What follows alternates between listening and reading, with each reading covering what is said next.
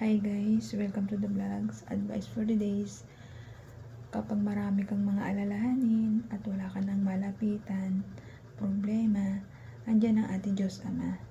Tsak na tsak, siya ang gagawa ng way, paraan, para masolusyonan yung problema mong napakabigat o napakalaki. Kasi ang Diyos Ama ang gagawa ng way para matulungan ka niya sa mga problema mo.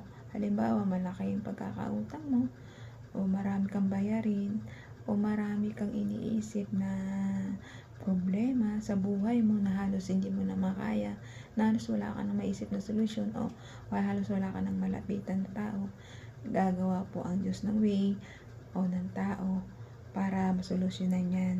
Siyempre, kailangan gawaan mo rin ng kilos, hindi yung mananalig ka lang sa Diyos Ama pero hindi ka nakilos.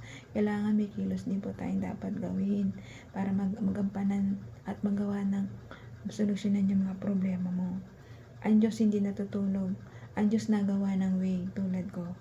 Ako po isang tao na nagkaroon din ng problemang malaki about sa tuition fee ng mga anak ko.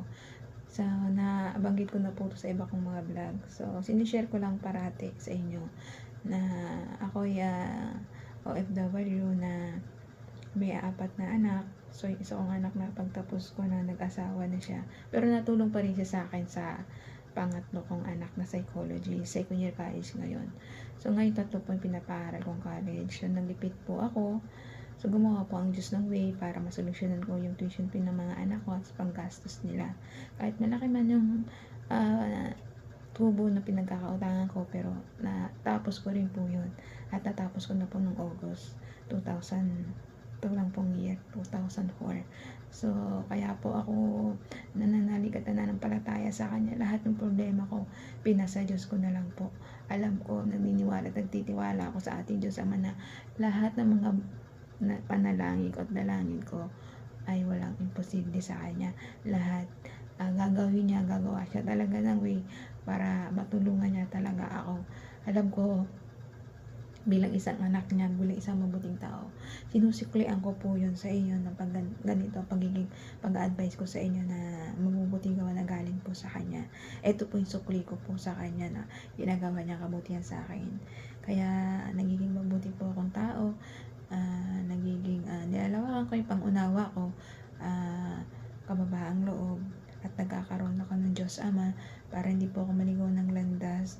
Pinapasa Diyos ko lahat yung mga aking mga dalangin, hiling at pananalig ko sa Kanya. Pinapatatag ko, pinapanalangin ko na patatagin niya palalo ang aking pananalig, pananampalataya sa Kanya, at bigyan ng malawak na pangunaw at kababaang loob para hindi ako maligaw ng landas. Ganun po. So, nagpapasalamat ako sa ating Diyos Ama na tinutulungan niya ako at ginagabayan niya ako kahit ako'y single mom. So, ganun lang po na gawin natin, maging mabuting tao, manalig manampalataya sa ating Diyos Ama na walang imposible sa Kanya. Lahat gagawin niya basta manalig at manampalataya ka lang sa Kanya. In the name of Jesus Christ, Amen. Ganito na lang advice. Ingat po tayong lahat and God bless.